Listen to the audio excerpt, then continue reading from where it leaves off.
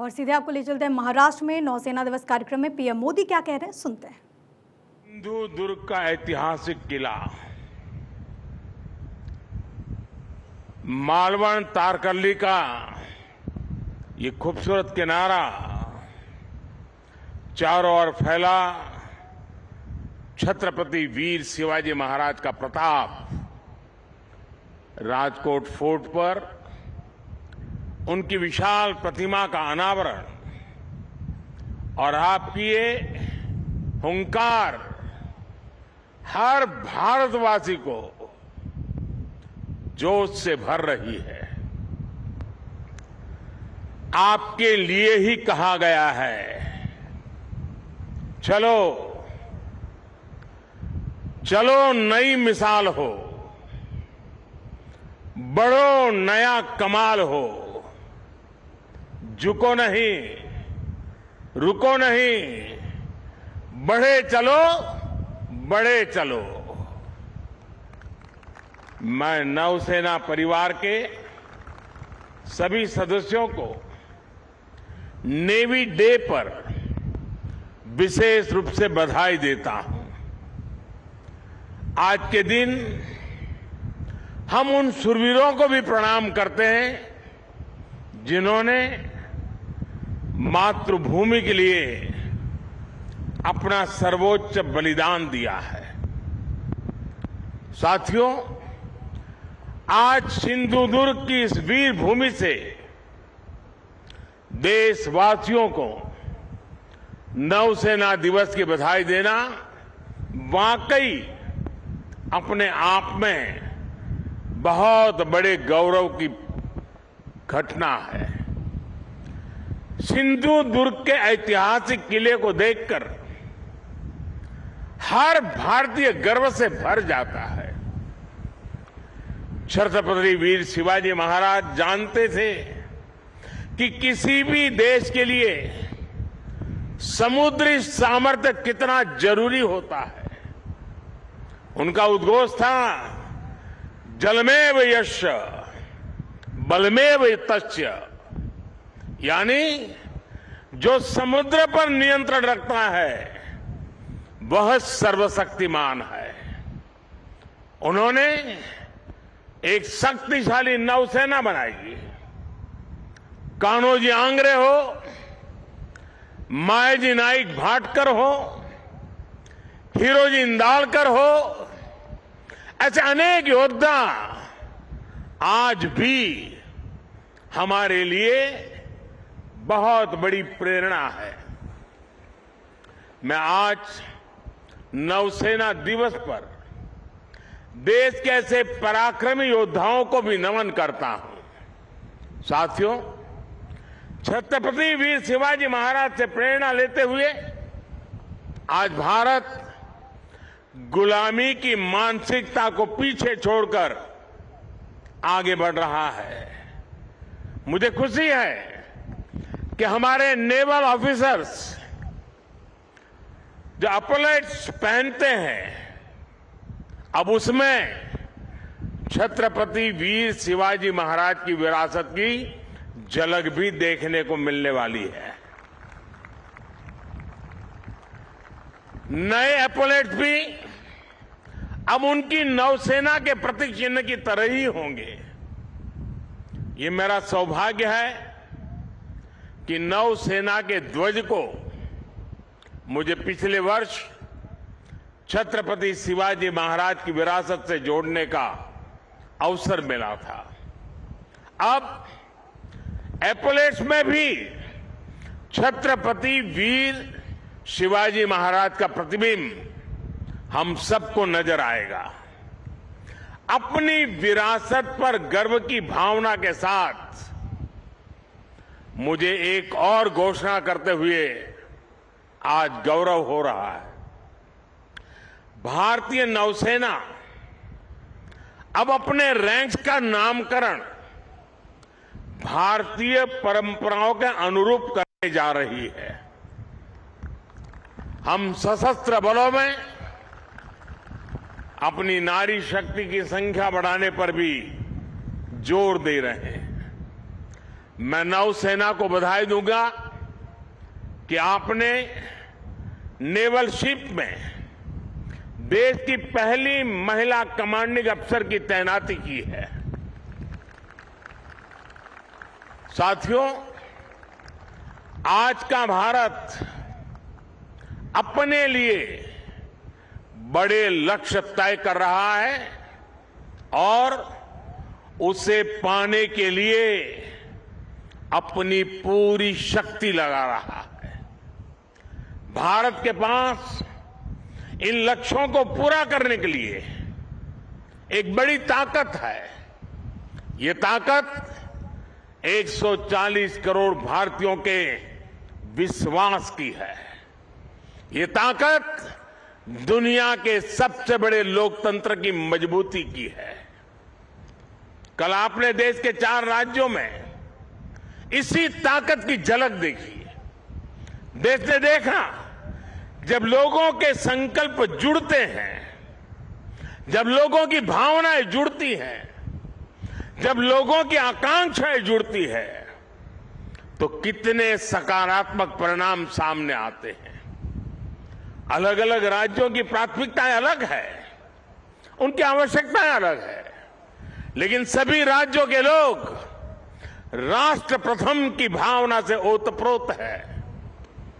देश है तो हम है, देश आगे बढ़ेगा तो हम आगे बढ़ेंगे। यही भावना आज हर नागरिक के मन में है। आज देश इतिहास से प्रेरणा लेकर उज्जवल भविष्य के रोडमैप तैयार करने में जुट गया है। लोगों ने नकारात्मकता की राजनीति को हराकर हर क्षेत्र में आगे निकलने का प्रण किया है। यही प्रण हमें विकसित भारत की ओर ले जाएगा। यही प्रण देश का वो गौरव लौटाएगा जिसका ये देश हमेशा से हकदार है।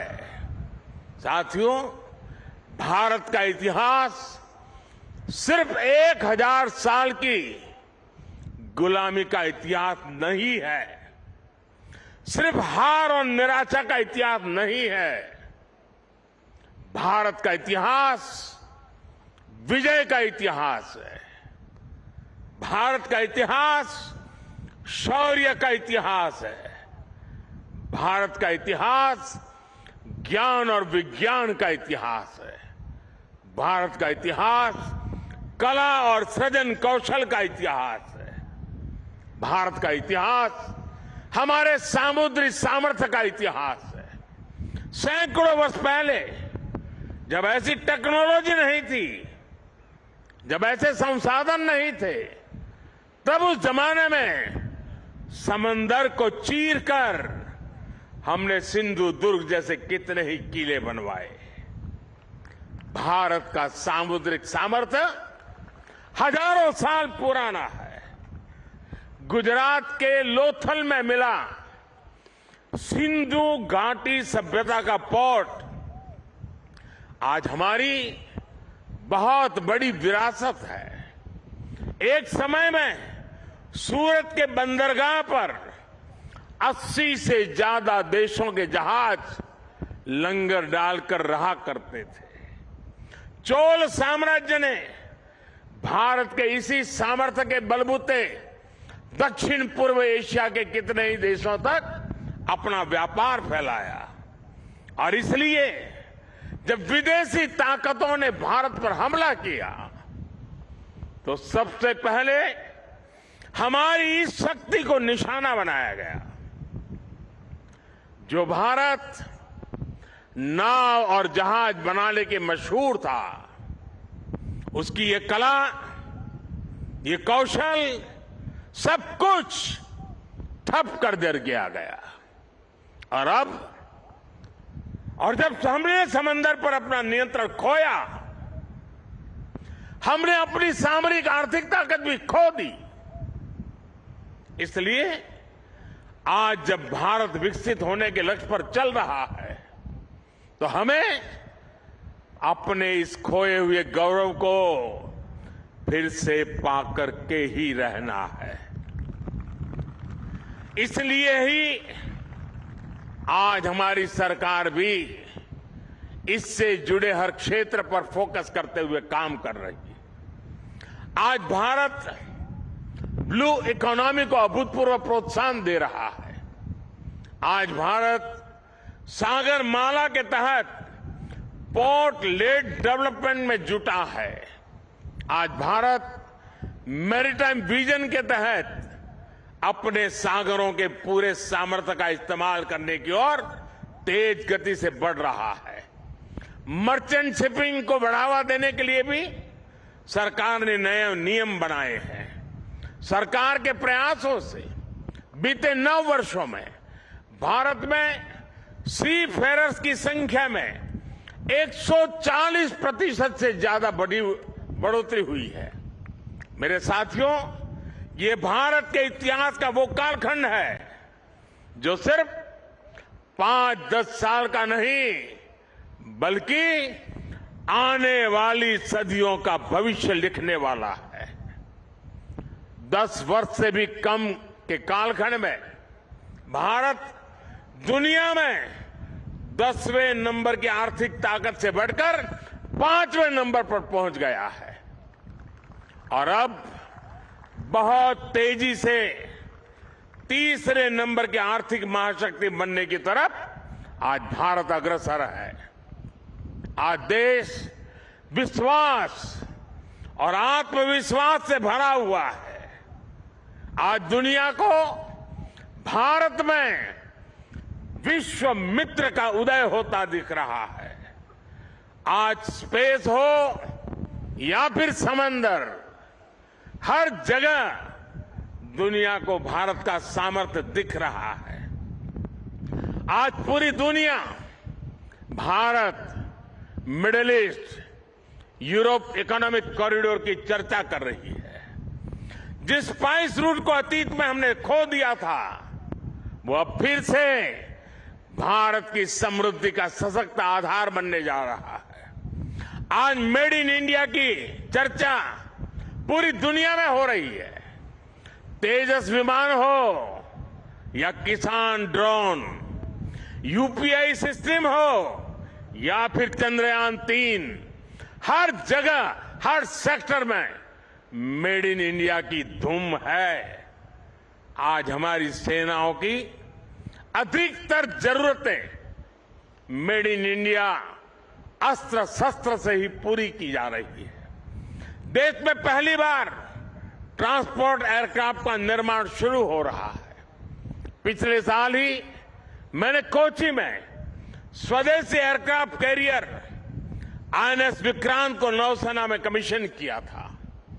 INS Vikrant make in India, आत्मनिर्भर भारत का एक सशक्त उदाहरण है।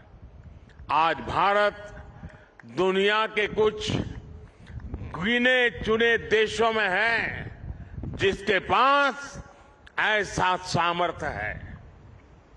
साथियों, बीते वर्षों में हमने पहले की सरकारों की एक और पुरानी सोच को बदला है। पहले की सरकारें हमारे सीमावर्ती और समुद्र किनारे बसे गांवों को, इलाकों को अंतिम गांव मानती थी। हमारे रक्षा मंत्री जी ने अभी उसका उल्लेख भी किया। इस सोच के कारण हमारे तटीय क्षेत्र भी विकास से वंचित रहे। यहां मूल सुविधाओं का अभाव रहा। आज समंदर किनारे बसे हर परिवार के जीवन को बेहतर बनाना केंद्र सरकार की प्राथमिकता है। यह हमारी सरकार है जिसने 2019 में पहली बार फिशरीज सेक्टर के लिए अलग मंत्रालय बनाया।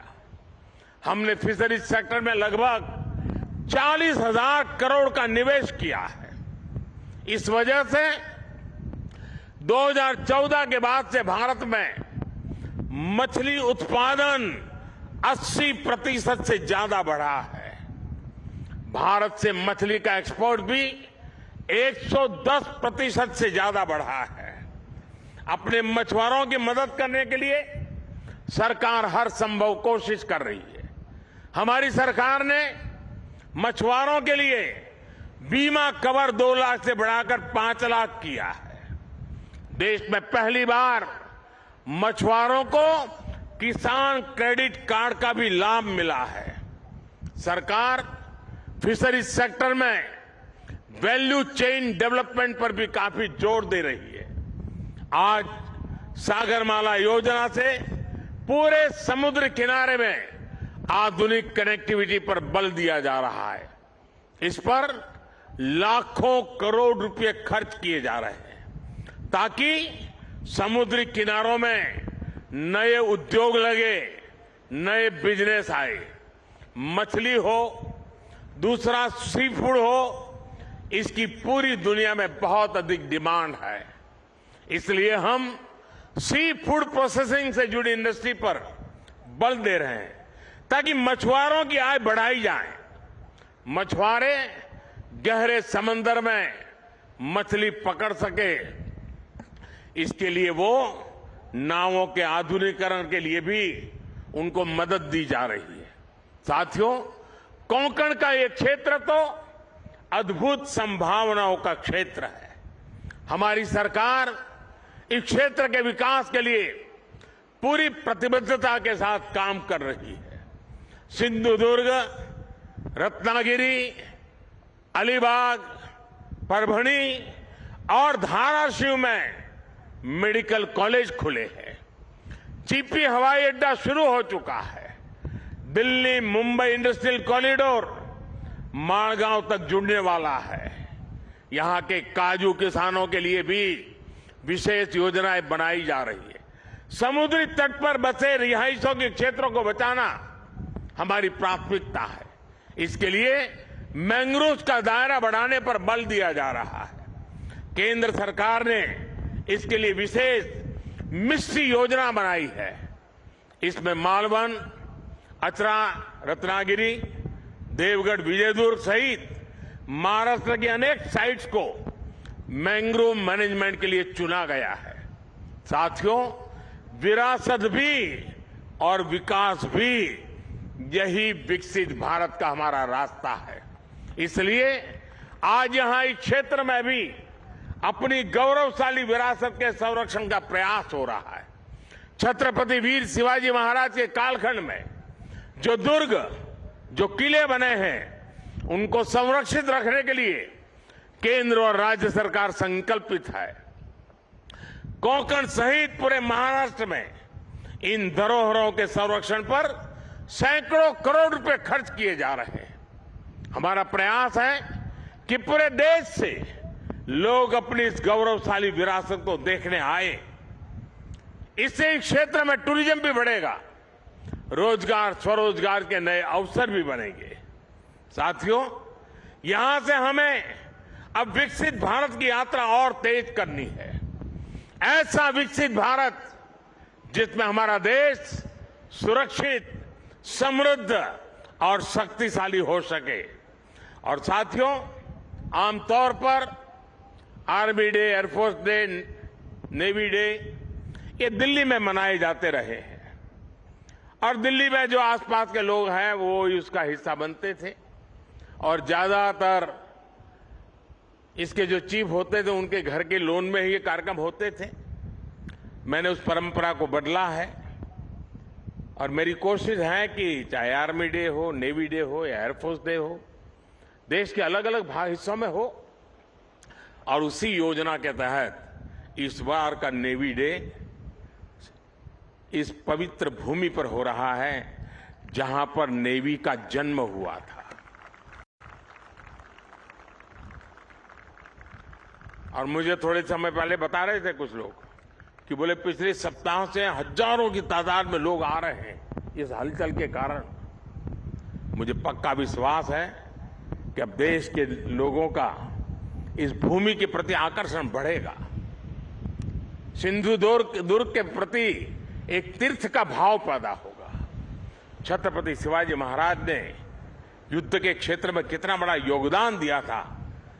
जिस नेवी के लिए हम गर्व करते हैं उसकी मूल धारा छत्रपति शिवाजी महाराज से शुरू होती है।